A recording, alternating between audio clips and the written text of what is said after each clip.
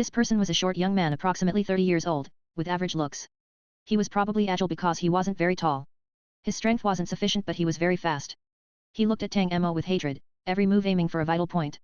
Tang Mo constantly blocked with the small parasol and found an opportunity. The small parasol resembled a bolt of lightning as it said under the man's shoulder. Li Siki stared at the small parasol and then Tang Mo. He was confused and didn't understand what Tang Mo wanted to do. The next second, Tang Mo opened the small parasol and pulled the handle forcefully in his direction. Li Siki was pulled forward by this powerful force and saw that he was about to hit Tang Mo. Tang Mo raised his foot and kicked him in the chest. Li Siki's eyes widened with horror and a pink glow appeared around his mouth. The next moment, Tang Mo's kicking motion paused and Li Siki took this opportunity to escape. The encounter between the two of them was very short. From the moment Li Siki rushed forward to when Tang Mo easily subdued him, only 1 minute had passed. Li Siki's cautious nature was revealed at this moment. He was alert and chose to run away after discovering that Tang Mo's strength was much greater than his. He couldn't win using force. Thus, he chose to escape.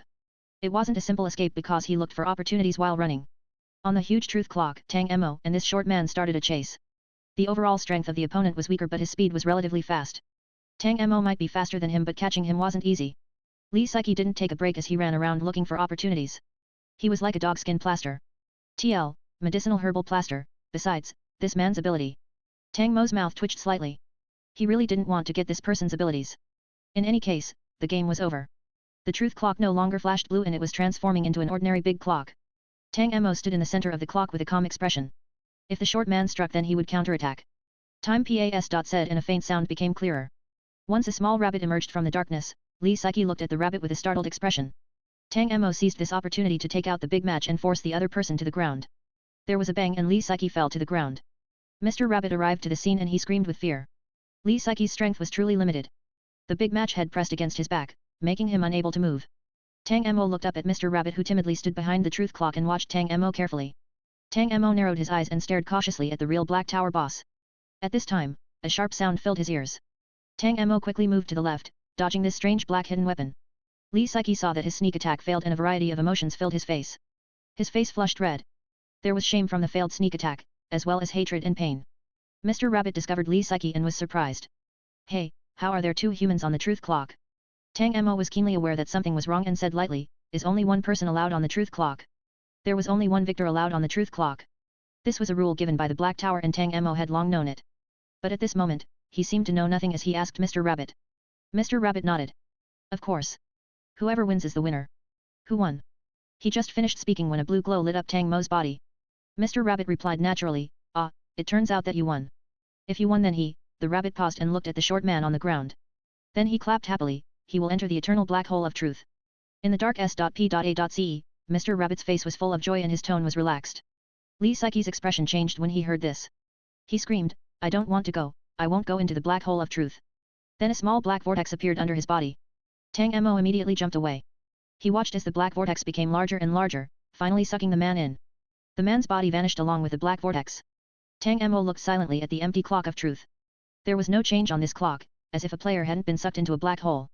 Tang Mo quietly observed the place where the man disappeared before turning to look at the rabbit. Mr. Rabbit found that Tang Mo was watching him and suddenly remembered. You are the bad human who grabbed my tail. Tang Mo's lips slowly curved. The tower attack game wasn't the same as ordinary Black Tower games. Generally, there would be side missions and main missions. Completing the main mission might not necessarily allow a player to leave right away. For example, in the hamster game, Tang Mo caught the golden hamster but he had to wait for Grandmother Wolf to return home to end the game. If Grandmother Wolf was the Black Tower boss of the hamster game, there was no doubt that this rabbit was the boss of the truth clock game. Tang Mo's eyes were fixed on the rabbit. The white rabbit in fine clothing squinted at Tang Mo suddenly, Tang Mo shot towards it. Ah, help! You're going to eat rabbit. Mr. Rabbit ran away in horror. Mr. Rabbit was faster than Tang Mo but this dark s.p.a.ce was limited. The rabbit didn't understand how to turn to evade and just ran forward. Tang Mo soon caught him. Tang Mo grabbed the strange rabbit with both hands and raised him into the air. The rabbit's long ears swayed in the air as he struggled. Oh! Let me go, let me go. You sinister and cunning human, I will give you treasure. Okay, I will give you treasure. Tang Mo's heart thumped but his expression didn't change as he asked, what treasure? Mr. Rabbit pulled out a small pocket watch. It was a delicate and beautiful transparent pocket watch. Under the crystal clear she.l.l, 3 small hands were gently moving. Mr. Rabbit held this pocket watch and rubbed it twice in a hard manner before reluctantly placing it in Tang Mo's hands. Tang Mo was about to grab it when it was pulled back again. You have to exchange it with the truth clock. Tang Mo calmly asked, the truth clock. Mr. Rabbit nodded. Yes, you must exchange it with the truth clock. You won the truth clock game and now this clock is yours. Hey, you can't look at my truth clock with those eyes. This is my truth clock and I will give it to the Queen of Hearts. In this world, only the Queen of Hearts can use the great truth clock. In your hands, it is just a broken clock with no batteries. Then a clear child's voice rang in Tang Mo's mind. Ding dong. Player Tang Mo has completed the main mission Mr. Rabbit's truth clock game and received the reward, truth clock. Friendly reminded, the truth clock can't be controlled by players and it can be exchanged for Mr. Rabbit's probability pocket watch. Tang Mo didn't hesitate to take the pocket watch. Mr. Rabbit was relieved and hadn't yet sighed with Tang Mo's voice entered his ears again. Not enough. Mr. Rabbit.